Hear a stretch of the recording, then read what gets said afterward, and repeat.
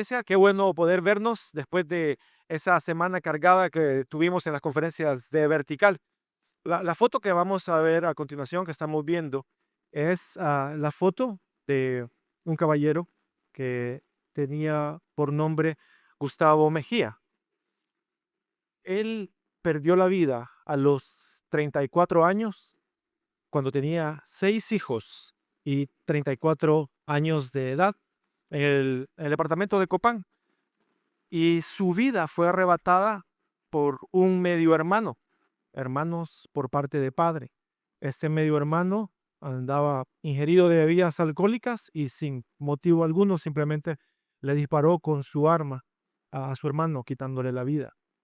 El hijo mayor del señor Gustavo le era constante receptor de las palabras de parte de su abuela, de la mamá de, de Gustavo, que él tenía que vengarlo, que él tenía que ser quien vengara la muerte de su papá, porque lo dejó en una situación precaria. El hijo mayor tenía 13 años y luego habían 5 hermanos menores hasta la edad de 1 año. Se imaginan las dificultades que este hijo tuvo que tener después de tener padre. De repente ya no lo tenía, ahora él era el hombre de la casa y tenía que ser responsable para llevar el sustento a toda una familia con apenas 13 años. Esto sucedió por ahí el 3 de septiembre del año de 1983, hace poco más de 42 años. Ahora, lamentablemente, cosas como estas siguen sucediendo. Hace poco, el 31 de marzo, en el país Brasil, en una ciudad que se llama El Frutal, vemos el titular de una noticia que dice: brutal venganza. Un adolescente baleó al asesino de su mamá en Brasil. Un joven asesinó al hombre que había matado a su madre en 2016 y desató un caso de venganza que conmociona a Brasil. Este joven, él presenció a la edad de 8 años cuando su mamá fue apuñalada por quien era su pareja. Luego esperó por más de 10 años para que el asesino de su madre saliera de la cárcel y finalmente cobrar venganza. Estas cosas, estos actos de venganza, son el producto de llevar resentimiento, de llevar rencor, de llevar amargura, de cuando hemos sido lastimados en nuestro corazón. Hace un par de semanas hablamos acerca de cuando nosotros somos lastimados, cuando nuestro corazón es herido por algo que Dios permitió que pasara. Pero en este caso nos vamos a enfocar cuando nuestro corazón es herido por algo que alguien provocó, alguien que conmovió nuestro círculo alrededor, nuestro núcleo cercano. Pueden ser personas íntimas, pueden ser amigos, pueden ser compañeros, pueden ser una infinidad de personas de las que puede venir un dolor en nuestro corazón. Vamos a pedir la ayuda de Dios para este tiempo. Por favor, me acompaña. Dios, te damos las gracias porque nos permites estar aquí reunidos. Gracias porque podemos exponernos al mensaje de tu palabra. Quiero pedir que tu Espíritu Santo pueda hablar fuerte y claro a cada uno de nuestros corazones. Que tu palabra, Señor, encuentre morada en nuestra mente, en nuestro corazón, y pueda convertirse en acción que lleve fruto y te dé gloria. Te queremos pedir que guíes este tiempo en el nombre de Jesús. Amén. Hay varias fuentes por las que nuestro corazón puede ser lastimado. En primer lugar, cuando sufrimos abandono. Si nosotros hemos experimentado alguna clase de abandono, por supuesto, nuestro corazón se ve herido. Sé de casos de hijos cuyos padres ausentes marcaron para mal su vida. Sé el caso de un joven que él, cuando se presenta, no usa su apellido paterno. A pesar de que nunca conoció a su padre, él se siente abandonado, se siente defraudado por su papá, porque su papá no estuvo allí en su crianza.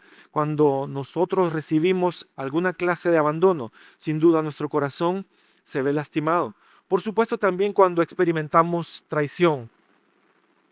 Esto principalmente se puede dar en el contexto de la relación conyugal, cuando un cónyuge le es infiel al otro, cuando se experimenta ese dolor de haber depositado amor, confianza, lealtad en una persona, la persona que está supuesta a ser la persona más cercana para ti y te traiciona.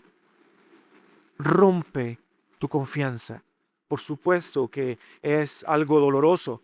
También cuando somos defraudados de alguna forma, puede ser que ah, tengas a alguna persona, algún amigo al cual hayas estado ayudando económicamente, le hayas estado prestando dinero para salir de una situación económica apretada y de repente ves sus posts en Semana Santa en Roatán y te rompe el corazón, te causa molestia, por supuesto, te enoja, pero te sientes defraudado. Habías puesto de tus recursos para esta persona. Un padre que se ha esmerado en darle todo lo que está a su alcance y sus posibilidades, lo mejor para sus hijos, comenzando y entendiendo que lo mejor que podemos darles e inculcarles es el temor al Señor. Y luego ese hijo se vuelve un hijo pródigo, un hijo que se va de casa, tal vez no literalmente, pero ya no quiere saber de Dios, no quiere saber, no quiere que le hables de Dios, la Biblia no le interesa, no le interesa la comunión con las personas, simplemente es alguien que de alguna forma también te ha defraudado, porque tenías grandes expectativas para él, le enseñaste todo lo que Dios ha hecho en tu vida y pensaste, ¿por qué está sucediendo esto? También cuando hemos sido engañados. Por supuesto, nuestro corazón puede ser lastimado. Cuando tenemos un amigo al cual le hemos confiado nuestros secretos, nuestras intimidades, las cosas más profundas de nuestro corazón y nos damos cuenta que esta persona las ventiló en muchos otros lugares. Cuando te mienten, si eres un jefe, si eres una persona que está a cargo de otras, le das la confianza a una persona para que ejercite un cargo importante, una tarea que es especialmente delicada, y esta persona saca ventaja de esa situación, te engaña y por supuesto tu corazón se daña y las primeras reacciones son: no vuelvo a confiar nunca en nadie. Y esas reacciones son de tipo natural, porque somos personas de carne y hueso que reaccionamos muchas veces de esa forma. Y también podemos mencionar cuando fuimos lastimados, de cualquier forma, física, mental, moral o espiritualmente. Y quiero ser enfático aquí y decir que la violencia de cualquier tipo no está ni permitida ni justificada bajo ninguna circunstancia. Nadie debería recibir maltrato físico a causa de la violencia. Tal vez este fue tu caso, tal vez no llegaste a recibir golpes, pero recibiste insultos, ofensas, agravios, palabras tan duras que en tu mente todavía resuenan y te lastiman. Puede ser que incluso alguien te lastimó espiritualmente. Puede ser que hayas tenido una gran expectativa acerca de tu líder y finalmente no era la persona que creías que era. O puede ser y sucede mucho en el caso de aquellos que tenemos, por la gracia de Dios, la oportunidad de estar en un puesto de liderazgo en la iglesia, que las personas se acercan a nosotros y muchas veces puede ser que alguien me escriba: pastor, ¿cree que podemos hablar? Y yo: sí, claro, nos podemos ver tal fecha. Luego cancelamos por alguna razón la cita y a mí se me olvida y entonces herí a la otra persona, también la lastimé y pensó al pastor, al líder, al supervisor, al diácono, no le interesa mi vida.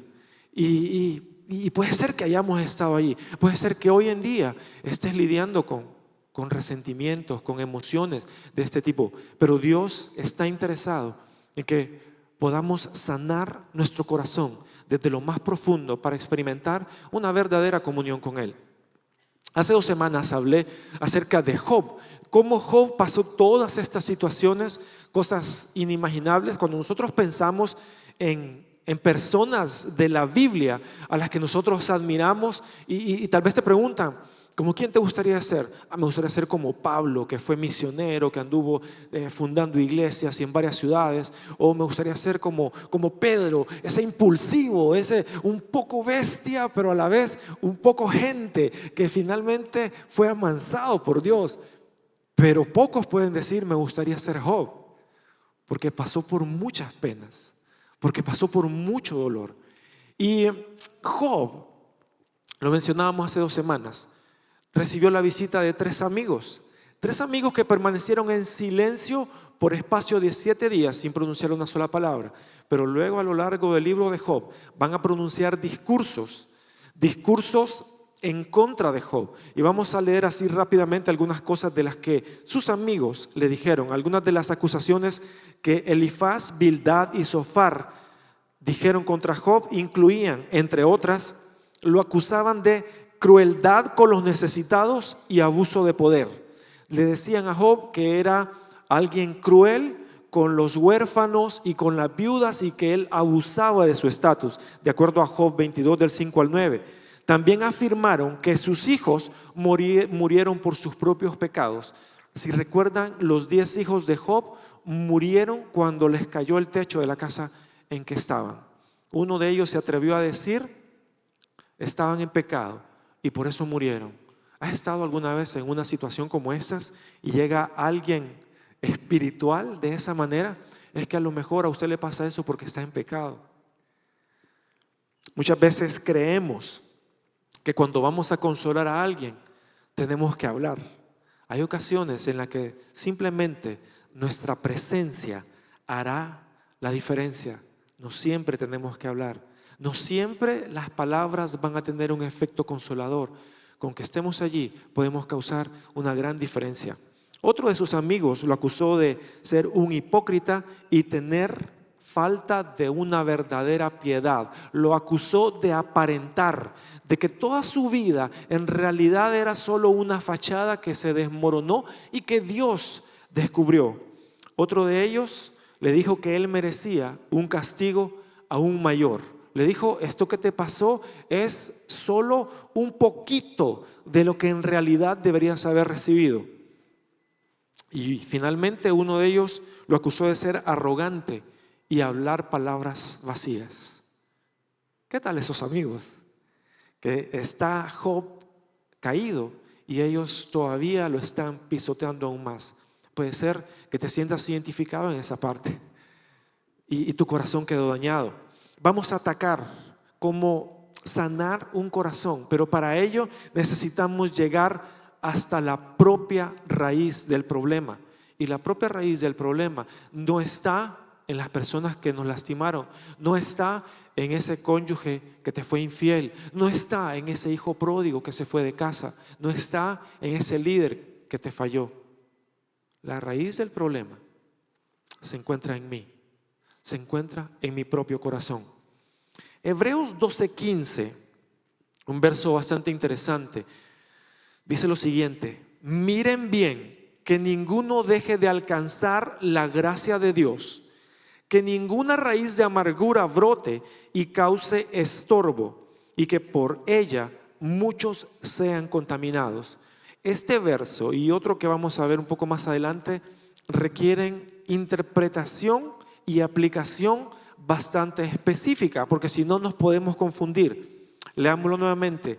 Miren bien que ninguno deje de alcanzar la gracia de Dios, que ninguna raíz de amargura brote y cause estorbo, y que por ella muchos sean contaminados. Ese miren bien es un llamado de atención. En nuestro español sanpedrano cotidiano diría, pónganse vivos. Pónganse vivos, que ninguno deje de alcanzar la gracia de Dios. ¿Qué quiere decir esto? Que si yo soy salvo, ¿puedo perder la salvación? No es eso a lo que se refiere. Más adelante dice que brote una raíz de amargura y que por ella muchos sean contaminados y estorbados. Una raíz de amargura puede servir de estorbo para que otros puedan entender la gracia de Dios hacia nosotros. Lo que yo transmita, lo que yo manifieste, de ninguna forma va a hacer que yo pierda mi salvación, ni que absolutamente nadie pierda la salvación, porque no es por obras. Y si fuese por esto, entonces estaría siendo por obras. Pero sí, puedo ser obstáculo para que otros conozcan la gracia de Dios manifestada. Y la gracia de Dios es que ninguno de nosotros merece la salvación y recibimos lo que no merecemos por el sacrificio de Cristo. Pero nosotros podemos ser ese impedimento en el que otros puedan alcanzar esa gracia. La raíz del problema comienza con la herida en el corazón que produce una semilla. Este es el primer paso, donde hay una semilla a causa de alguien que hizo algo que me hirió, que me lastimó, que me quebrantó, que me defraudó. Y eso se manifiesta en emociones. Y es perfectamente natural que tengamos emociones. Eso me pudo haber generado decepción. Me pudo haber manifestado mucho enojo. Pude haberme sentido triste. Pude haberme sentido vacío, sin esperanza. Son emociones y Dios nos las dio. No están mal las emociones. El problema es cuando esas emociones, esa semilla, encuentran tierra fértil en mi corazón y de allí va a brotar algo que no es lo que Dios quiere. Esa semilla, si recuerdan, Jesús habló una parábola acerca del sembrador y cómo la palabra de Dios era la semilla que podía ser sembrado en diversos terrenos. Y esos terrenos eran nuestros corazones. Cuando el terreno, la tierra de mi corazón es fértil para la amargura, para esas raíces nocivas, entonces se va a desarrollar algo que puede impedir que la gracia de Dios se manifieste. Puede ser que estés pensando, sí, eso es verdad, pero es que no sabes lo que me hizo esta persona. No sabes cómo esta persona dañó y destruyó todo mi mundo. Permítame un momento. Cómo esta persona lastimó, hizo que mi mundo se pusiera de cabeza. Esta persona me causó el daño que nadie jamás me había causado. Para ti es fácil decir que no tenga un resentimiento, que no tenga un recuerdo doloroso, porque no sabes lo que me hizo esta persona. Y es verdad, yo no conozco tu situación, pero Dios la conoce. Jesús la experimentó y Él es nuestra mayor referencia, porque unos y otros vamos a tener diferentes luchas, a cada cual más pequeña o cada cual más grande, pero el tratamiento es el mismo. En segundo lugar, la semilla puede germinar. Al principio puede crecer de manera no perceptible. La semilla encontró tierra fértil en mi corazón y empezó a echar raíces. Las raíces crecen hacia lo subterráneo, no están a la vista. Esa semilla con esas emociones se convirtieron en pensamientos y escenarios. Comencé a pensar en lo que esa persona me hizo y cómo yo debí haber actuado diferente, cómo debí haber hecho las cosas de una manera distinta. Y nos planteamos, así como Doctor Strange en Avengers, 14,000 escenarios para ver cómo las cosas pudieron haber sido diferentes. Y esos pensamientos comienzan a revolucionar en nuestra mente y la raíz va creciendo y va enterrándose cada vez más y tomando fuerza y se va nutriendo porque vamos planteando más y más pensamientos. Y finalmente, una vez la amargura brota, es visible, estorba y contamina, impide vivir en libertad y puede llevar a acciones. Una vez que ya la raíz está afianzada, de que la hemos alimentado lo suficiente, empieza a brotar. Ya aquellos pensamientos ya no solo son pensamientos, se vuelven palabras. Y empezamos a contaminar a aquellos que están a nuestro alrededor. Es que no sabes lo que me hizo. Es que si hubieras estado allí, y esto yo lo entiendo que es natural y lastimosamente sucede. Dios no quiere que suceda, pero a raíz de nuestro pecado sucede. Hay casos cuando los padres abandonan su familia, no son responsables, no son hombres de acuerdo al significado de la palabra y dejan a su familia abandonada. Y una esposa herida, finalmente, cuando permitió que la raíz en su corazón creciera y dejara raíces, comienza a decirle a sus hijos: ustedes nunca tienen que creer a su papá. Ustedes tienen que odiar a su papá. Ustedes nunca deberían recibir nada de su papá. Y cosas como esta, que va contaminando a otros. Y nuevamente, no quiero ser o parecer insensible al dolor que quizás has atravesado, porque sé muy bien que si has pasado por esta situación, no la has visto nada fácil. Y sé muy bien que expresarse de esa manera es lo natural, es lo que tendemos a hacer de forma prácticamente instantánea, sin siquiera pensarlo, pero no es lo que Dios quiere. Hay unos que sus raíces llegan a ser tan visibles como una imagen que tenemos a continuación. Ya parecen un manglar. Las raíces se ven por todos lados. Su vida está llena de amargura. Ya no son capaces de vivir, de sonreír, de experimentar ningún deleite en su vida. Porque esa raíz ya se volvió en acciones, en tratar a veces de lastimar a la otra persona, a la persona que te hizo daño.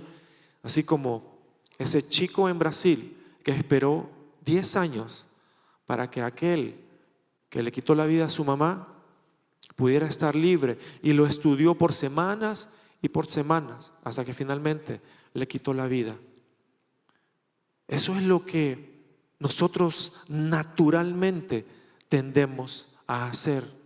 Cuando has sido lastimado, tu corazón tiene esa semilla, crece la raíz y finalmente se va a ver un fruto que se va a ver manifestado en acciones. Puede ser que no llegues a hacer nada como esto, pero puede ser que te dediques a hablar y a contaminar a otros. Y nadie quiere estar cerca de ti porque te van a escuchar siempre la misma historia. ¿Cómo sufriste? ¿Qué es lo que te pasó? Y luego otras personas se comienzan a ver dañadas. Ya las amistades ven al ofensor como realmente una persona mala. Y puede ser que sus acciones hayan sido malas, pero por esa persona también Cristo murió. ¿Es que no es justo? Estoy de acuerdo. No es justo. Y no nos parece justo. Y por eso nos resulta tan difícil perdonar. Porque sentimos la necesidad de que esa persona tenga que pagar por el daño que nos hizo. Decimos, esa debería ser la situación justa. Pero cuando nosotros pensamos de esa manera, estamos viviendo presos de la amargura, estamos cautivos. Y lo voy a representar de la siguiente forma. Me voy a quitar el micrófono un momento mientras hago algo que ustedes verán.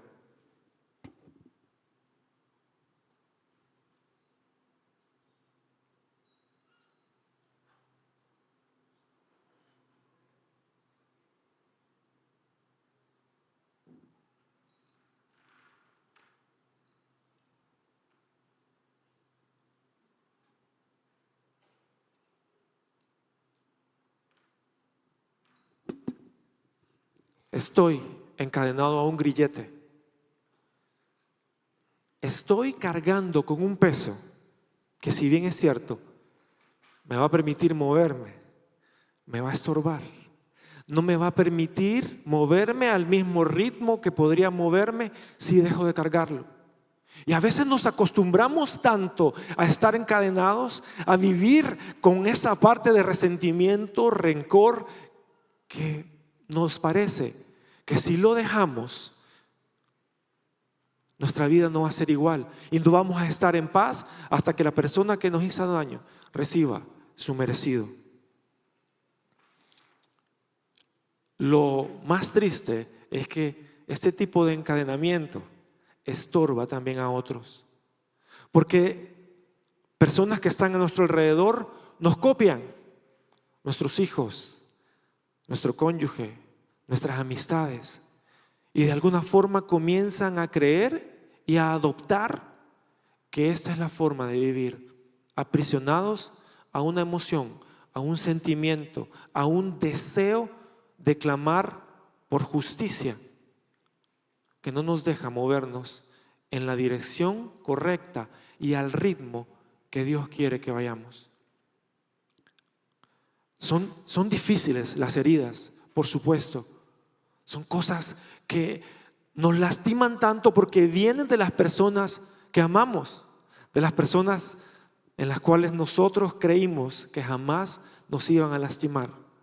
Pero Dios quiere que sanemos las heridas de nuestro corazón. Dios quiere reparar nuestro corazón roto. Dios quiere que dejemos atrás lo que nos tiene encadenados.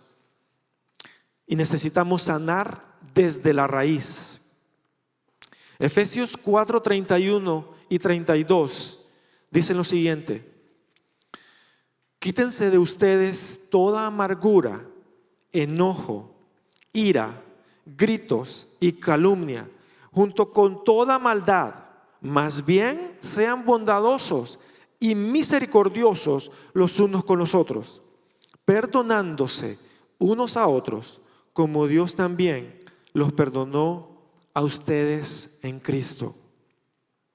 Yo no sé ustedes, pero a mí me parece que este es uno de los versos más difíciles de seguir en toda la Escritura, principalmente para los que somos bravos. Quítense de ustedes toda amargura, todo eso que creció en nuestro corazón a causa de que alguien nos lastimó, debe ser quitado. ¿Y cómo lo hacemos? ¿Cuál es el proceso para poder sanar, para poder restaurar mi corazón? Empezamos por arrancar la raíz junto con los hijitos. Yo no sé que no es el término correcto, pero algunos lo conocen. En algún momento, en la casa de mis padres, mientras crecía, tuvimos matas de guineo verde y pues la mata crecía y de repente estaban los hijitos, o sea, las plantitas que comenzaban a crecer. La primera mata moría, pero iba creciendo la otra. No basta solo con podar lo que se ve arriba. No basta solo con cortar las manifestaciones de lo que la amargura muestra. Es decir, ya no voy a hablar, está bien, ya no voy a hablar, pero en mi corazón sigo sintiendo rencor. En mi corazón, cuando veo a aquella persona, aún me duele, aún me lastima, aún quiero que le pase algo malo. Eso quiere decir que están los hijitos de la amargura, que de acuerdo al verso, enojo, ira, gritos, calumnia, toda clase de maldad. El término correcto para los hijitos es esquejes. Hay que cortar los esquejes. Hay que alejar la amargura, el rencor, el resentimiento, todo eso que floreció en un corazón herido. Y si nos ponemos a analizar la palabra resentimiento, significa volver a experimentar ese sentimiento. Aquello que me dañó, aquello que me puso triste, lo estoy reviviendo en mi mente y lo estoy reviviendo en mi mente y lo estoy reviviendo en mi mente. Y no me canso. Es como la playlist que tengo y estoy escuchando una y otra vez. Lo estoy resintiendo. Porque eso de alguna forma se ha convertido en mi compañero por años, meses, no sé cuánto tiempo. Una persona puede estar con un resentimiento, sé que pueden ser por décadas. En segundo lugar, recupera el terreno perdido. Paga el precio mediante el perdón. No puedo perdonar a esa persona, es que no sabes, lo he intentado, pero no puedo. Sinceramente, ¿lo has intentado? Porque una cosa es que sepamos hacer lo que debemos hacer y otra cosa es que realmente estemos dispuestos a hacer lo que tenemos que hacer. Requiere de un poder sobrenatural para perdonar a una persona que te llevó a una circunstancia miserable. Requiere de algo más allá de nuestra comprensión y de nuestro conocimiento para perdonar, para pasar por alto la ofensa, para quitar el precio de la deuda de alguien que cambió tu vida de forma literal y figurativa. Si fuiste víctima de un abandono, inmediatamente las condiciones se volvieron más desfavorables. Inmediatamente. Si fuiste una madre que tuvo que sacar sola a sus hijos, tenías que hacer el trabajo de dos. Y sí, no es justo. No es justo. No debería ser así. Pero somos pecadores.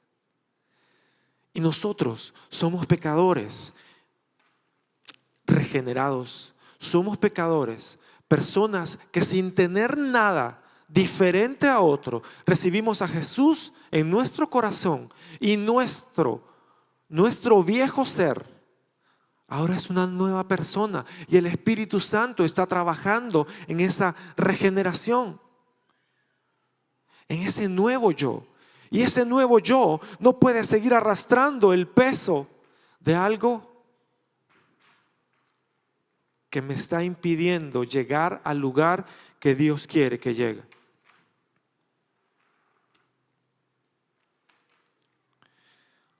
Paga el precio mediante el perdón.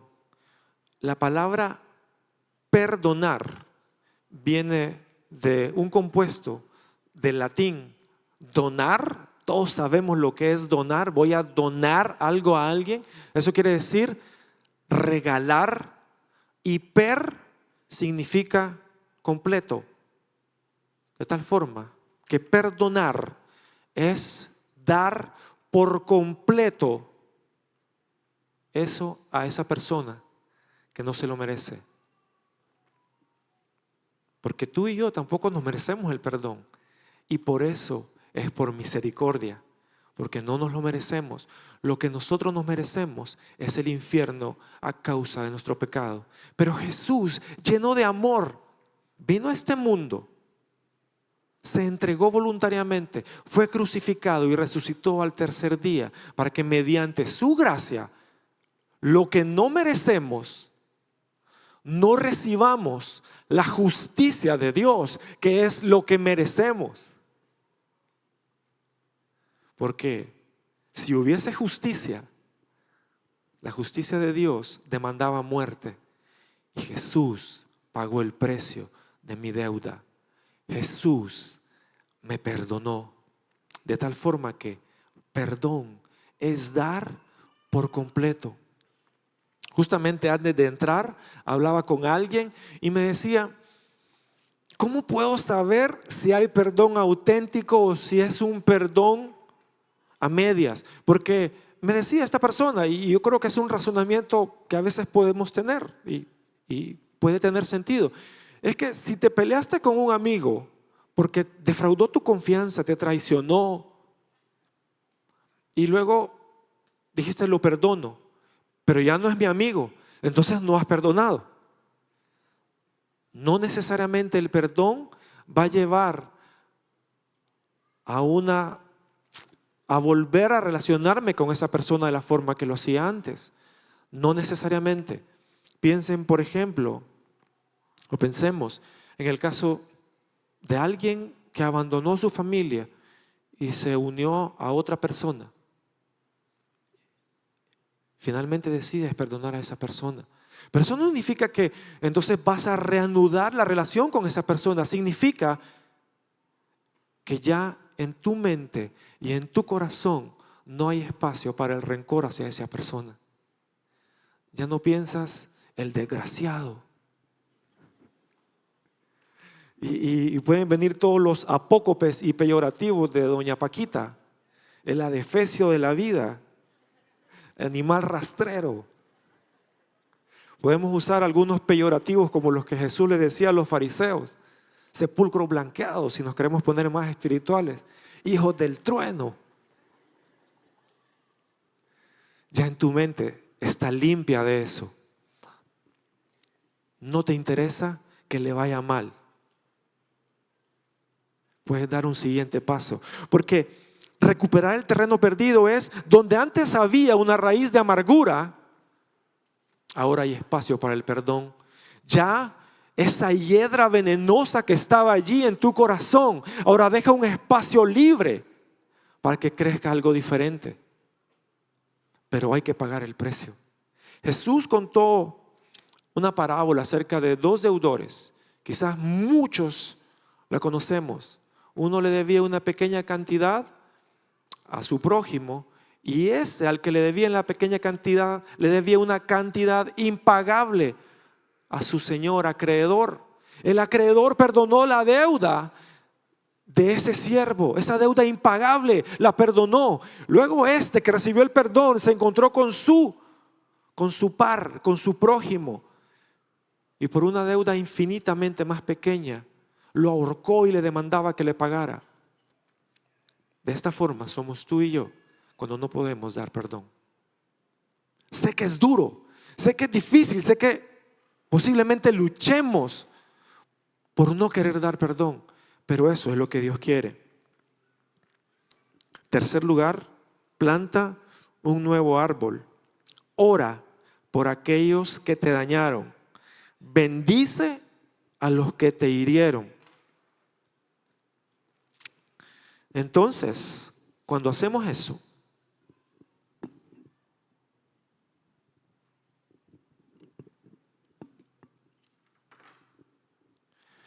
el perdón es la única llave que es capaz de librarme de las cadenas. Porque el perdón otorgado de verdad me va a llevar a poder orar legítimamente por esa persona. Y no para orar: Señor, tú dices que mía es la venganza, úsame como tu instrumento de venganza. Me siento libre. En serio se lo digo, me siento libre. Qué horrible estar así. Y así estamos cuando nosotros cargamos un peso. Quienes sufren son las de cámaras porque me tienen que seguir de un lado a otro. Bendice a los que te hicieron mal. Es que eso es tan impensable, es tan antinatural, que por eso el Espíritu Santo nos dota para poder hacerlo. Deséale lo bueno a aquel que te hizo lo malo. Es posible que en tu mente ahorita estés luchando, en tu corazón estés luchando por eso. Pero no tienes por qué luchar. Simplemente escucha la voz del Espíritu Santo que te dice: hazlo.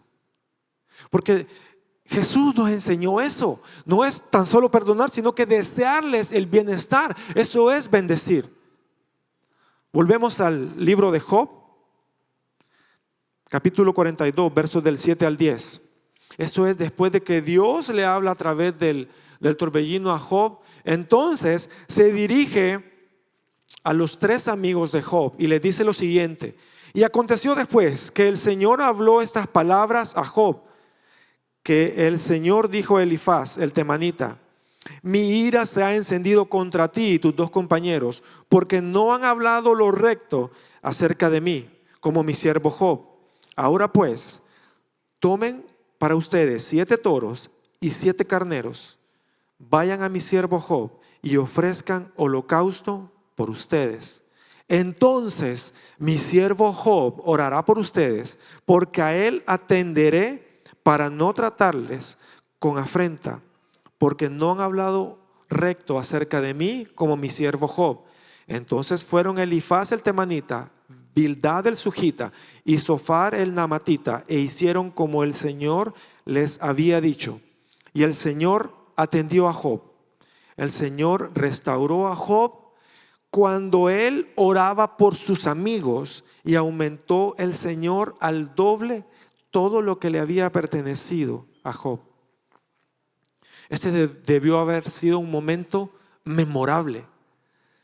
Los amigos acusaron a Job de tantas cosas, y luego Dios le dice a esos caballeros: ustedes no han hablado lo recto delante de mí, sino Job. Ustedes han dicho que yo soy un Dios castigador. Ustedes han dicho que yo le traje todo esto a Job porque se me dio la gana, que ni siquiera era una pequeña parte de lo que se merecía. Ahora vayan y pídanle a Job que ore por ustedes. ¿Qué hubiera hecho yo en esa instancia? Estar con una sonrisa malévola ahí. Les dije. Job oró por ellos. La oración de Job por sus amigos fue la plataforma de despegue para su restauración. Y cuando Job oró por sus amigos, entonces el Señor restauró su condición. ¡Wow!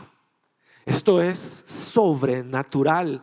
Esto es antinatural. No es lo que nosotros tendemos a hacer. Y por eso solo lo podemos hacer mediante el Espíritu Santo de Dios. Mateo 6, 14 y 15. Jesús en el Sermón del Monte. Porque si perdonan a los hombres sus ofensas, su Padre Celestial también les perdonará a ustedes. Pero si no perdonan a los hombres, tampoco su Padre les perdonará sus ofensas. ¿Qué significa esto? ¿Significa entonces que si yo no he perdonado, entonces yo no soy salvo? No quiere decir eso. No está hablando de eso Jesús. Significa que si yo no soy capaz de perdonar, aún tengo un saldo pendiente en mi cuenta por pagar. Cuando yo estoy pidiendo algo, Dios revisa el balance y dice: aquí todavía tienes una deuda, no has perdonado. Y esa deuda sigue estando allí, y sigue estando allí, y sigue estorbando, y sigue estorbando, hasta que yo otorgue el perdón. Jesús, palabras de Jesús. Porque si ustedes no perdonan, Dios tiene esa deuda allí en su libro presente. Porque no somos capaces de ejercer lo mismo que Él nos dio. Si Dios fue capaz de perdonarme a mí, que soy malo, que soy pecador, que no merezco otra cosa más que el infierno, ¿por qué yo no puedo perdonar a otro que es igual que yo? Es incomprensible, pero así somos. Y por eso es porque en nuestras fuerzas no podemos hacerlo. Solo a través del poder de Dios, a través del Espíritu Santo que mora en nosotros. Si vamos a otros casos de las Escrituras, que no los tenemos acá porque nos tardaremos mucho, podemos pensar en Moisés, cuando sus hermanos Aarón y Miriam empezaron a hablar de él. Y entonces dicen: ¿es que acaso solo a Moisés le habla Dios? Y Dios le produce una lepra a Miriam y luego le dice que Moisés ore por ti. Moisés tuvo que orar por aquellos que estaban hablando mal de él. Pensemos en José. José, quizás algunos quisiéramos ser como José, dar una probadita de venganza a los hermanos antes de darles perdón. Sus hermanos lo vendieron, fue esclavo, estuvo en la cárcel, finalmente es el segundo de Egipto. Llegan sus hermanos y se postran ante él y este es el momento. Y por un momento lo hace. Deja preso a uno, los hace sudar frío, empiezan a pelear entre ellos, hasta que finalmente su corazón no puede más y se quiebra y les dice: yo soy José, su hermano. Y les llevó bendición a aquellos que procuraron su mal. Eso es otro nivel. Eso es otro nivel. Y finalmente, las palabras de Jesús cuando está en la cruz, Lucas 23:34, y Jesús decía: Padre, perdónalos porque no saben lo que hacen. Jesús otorgando perdón, Jesús orando por perdón, Jesús orando por bendición para esos que estaban allí escarneciéndolo, golpeándolo, y para nosotros que estamos aquí hoy. Pero es que Jesús era el Hijo de Dios y nosotros tenemos al Espíritu Santo de Dios con nosotros también. Y somos hijos de Dios. Podemos hacerlo. Al principio les mostré una fotografía del señor Gustavo Mejía y les hablé acerca de la tragedia que ocurrió. Él era el padre de un ahora hermano en Cristo, Freddy Mejía, que fue pastor de Iglesia Gran Comisión en la ciudad de La Ceiba y en la ciudad de Santa Rosa de Copán. Él a los 21 años confió en Cristo como su Salvador, pero me compartía lo difícil que fue lidiar con esos sentimientos de venganza, con ese rencor alimentado por años. Y él sabía que tenía que perdonar. Él lo sabía, y puede ser que sea tu situación, lo sabes. Finalmente, en el año 2004, dio ese paso de acción activo de ir a buscar a su tío, el señor que aparece en la fotografía, don Modesto. Cuando llega al pueblo donde están, don Modesto y sus hijos, por supuesto temerosos, desconfiados, porque piensan que finalmente Freddy va a hacer lo que cualquier otro hubiera hecho, a cobrar venganza. Y están todos listos para actuar en caso de que sea necesario. Y sin que haya habido una petición de perdón por haberle quitado la vida a su padre, sin que haya dicho siquiera discúlpame porque te tocó trabajar como un hombre cuando debías haber disfrutado tu niñez apenas a los 13 años, sin siquiera aún no lo quise hacer, andaba borracho. Freddy le dijo, tío, quiero decirle que lo perdono. Conocí el amor de Dios y hace tiempo estoy queriendo hacer esto. Yo lo perdono. Don Modesto no entendía lo que estaba pasando. Con el tiempo, para la gloria de Dios, ese señor que está allí confió en Cristo como su único y suficiente Salvador. A causa de alguien que pudo hacer algo que nosotros no estamos aptos para hacer, pero que Dios nos permite hacer a través del ejemplo de su Hijo, a través de su palabra santa y a través de su Espíritu. Esa es la historia que tiene un desenlace diferente. Esa es la historia que Dios quiere que tú y yo tengamos, diferente, que revolucione el mundo, que la gente se explique, pero ¿qué está pasando? ¿Por qué está sucediendo esto? Freddy estuvo aquí la semana anterior, él ahora vive en Estados Unidos y fue a Copán a visitar a su tío. Han pasado 22 años desde que él fue a buscar a su tío y su tío le preguntó, sobrino, ¿de verdad usted me perdonó?